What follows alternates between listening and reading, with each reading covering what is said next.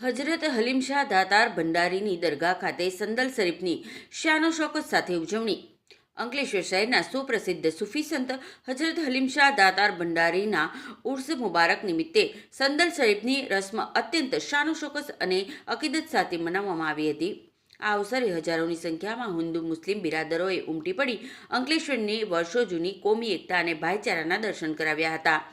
સજદા નશીનની નિસરામાં ધાર્મિક વિધિઓ. આ પ્રસંગે દરગાહ શરીફના વર્તમાન સજદા નશીન સૈયદ મંસૂર અલી નાસિર અલી ઇનામદારની ખાસ ઉપસ્થિતિમાં સંદલ શરીફની તમામ ધાર્મિક વિધિઓ વિધિવત રીતે સંપન્ન કરવામાં આવી હતી. તેમના મુબારક હસ્તે આસ્થાભેર ચાદરપોશી કરાવવામાં આવી હતી. ઉપસ્થિત તમામ સાદાતે ઇકરામે અકીદતમંદોને દુઆઓ અને આશીર્વાદ પાઠવ્યા હતા. સજદા નસીન સાહેબે હજરત હલીમ શાહ દાતાર ભંડારીના જીવન અને તેમના દ્વારા આપવામાં આવેલા માનવતા અને શાંતિ સેવાના સંદેશ પર પ્રકાશ પાડ્યો હતો.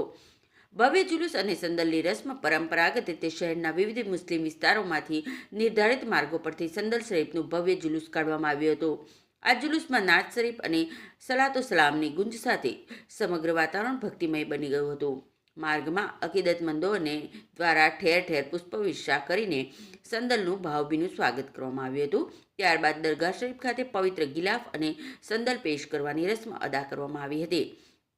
દરગાહના ખાદિમ અને અનુયાયીઓ દ્વારા વિશ્વમાં શાંતિ સ્થપાય, દેશ પ્રગતિ કરે અને ભાઈચારો જળવાય એ માટે વિશેષ દુઆ માંગવામાં આવી હતી.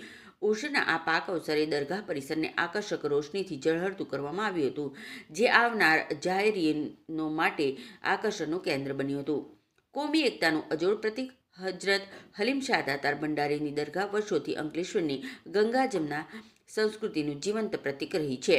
અહીં માત્ર મુસ્લિમ સમાજના જ નહીં પરંતુ અન્ય સમાજના લોકો પણ અતૂટ શ્રદ્ધા સાથે શીશ ઝુકાવે છે અને પોતાની માનવતાઓ પૂરી કરે છે.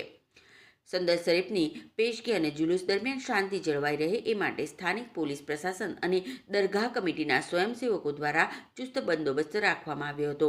આયોજકો દ્વારા આવનાર તમામ જાહેરીઓ માટે નજરો, નયાઝ અને પીવાના પાણીની સુંદર વ્યવસ્થા કરવામાં આવી હતી.